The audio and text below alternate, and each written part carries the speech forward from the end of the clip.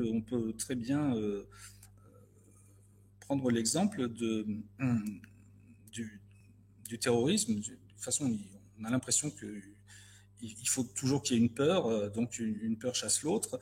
Et avant ce qu'on nous a présenté comme la peste, la peur, c'était celle des attentats. Et il y a eu un protocole qui ressemble assez au protocole sanitaire, enfin, par son caractère extravagant, disproportionné, presque absurde aussi, qui a été mis en place. On a appelé ça le plan Vigipirate dans les établissements scolaires. Il faut quand même que tout le monde sache ce qu'on a fait faire aux gosses et ce qu'on continue à leur faire faire d'ailleurs. On leur apprend au sein d'un exercice de mise en sécurité à se planquer sous la table et à attendre la mort.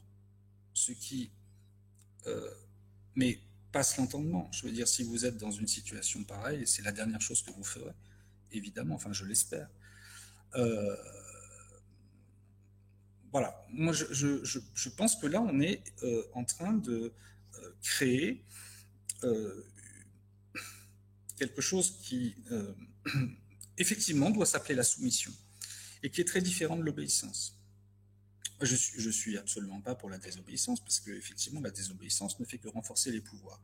Mais l'obéissance républicaine, c'est une obéissance qui va de pair avec la résistance. C'est une obéissance qui est en même temps, qui laisse en même temps complètement intacte la capacité à réfléchir, à critiquer, à débattre et à euh, faire évoluer des règles qui nous paraissent mal faites.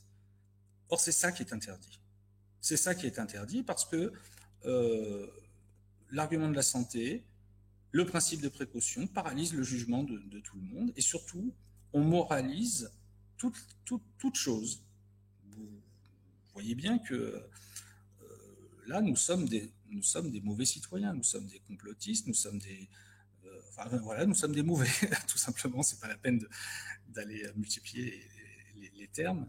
Nous sommes des mauvais et en revanche, être vacciné, c'est être un bon. C'est être un bon. Alors qu'en réalité, la plupart de ceux qui ont cédé au chantage l'ont fait soit, comme je le disais tout à l'heure, par convoitise, parce qu'ils ne voulaient pas être empêchés d'aller dans tel et tel endroit, soit par la peur. Et aucune vertu ne peut être définie de cette façon-là. Je veux dire, la vertu, ça ne consiste pas à agir par la peur, hein, bien entendu. Donc, en réalité, ce que le gouvernement est en train de faire au travers de ces mesures, c'est porter atteinte au fondement d'un véritable état de droit et d'une véritable république. Alors évidemment, moi,